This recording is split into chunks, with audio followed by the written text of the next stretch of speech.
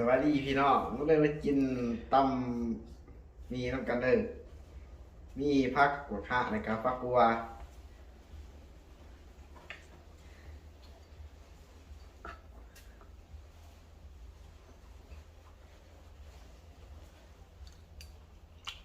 อืมอืม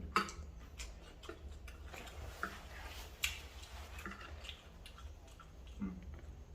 แซ่บแซ่บพี่น้องแซ่บอืม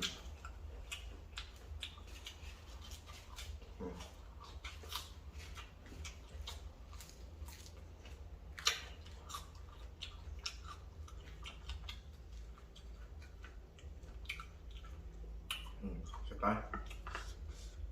อืม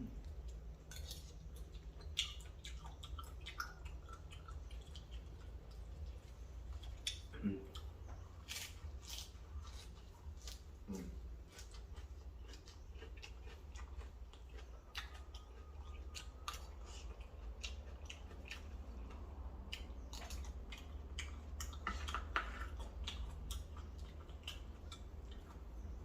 คุณถอนเลยอืม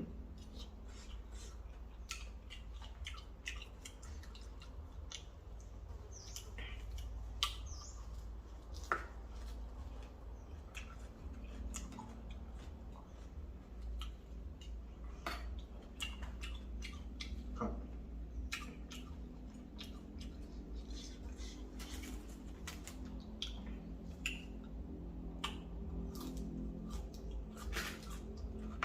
อืมพี่น้องนะ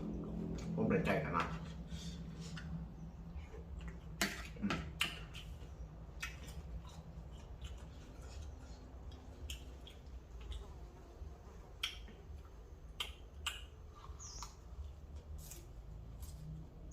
อืมอืมอืมอืมนุ่มครับอืมอืมอืม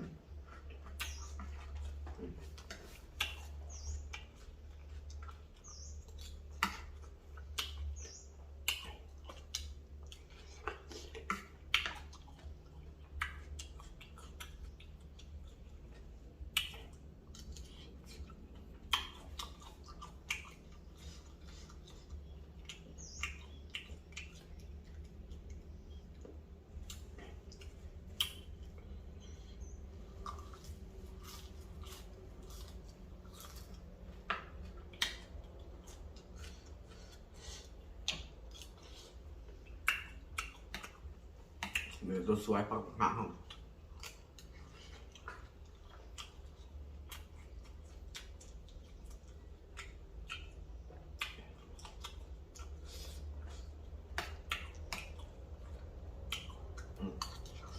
จับพี่น้องแซ่บหายไปโอ้สุดยอดเลยอันนี้คมนำพี่น้องเลยในเรื่องไหนเนาะโอ้พี่หลุดเนาะ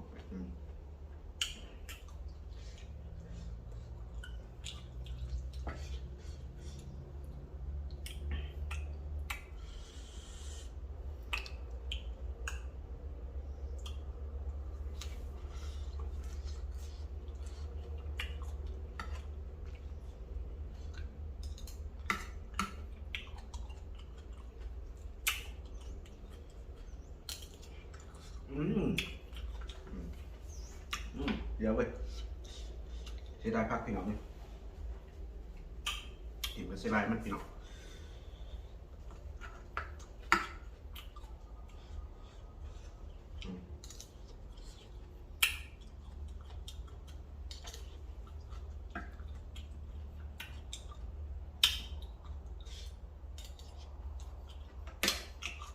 ถ้ามีการมันก็ร่มแน่พี่น้องเอ้ยยามหนาวพี่น้องนะห้ามพูดหนาวแห้งทางหัวลมลมมาเลยพี่น้องเลยลมมาเลยครับ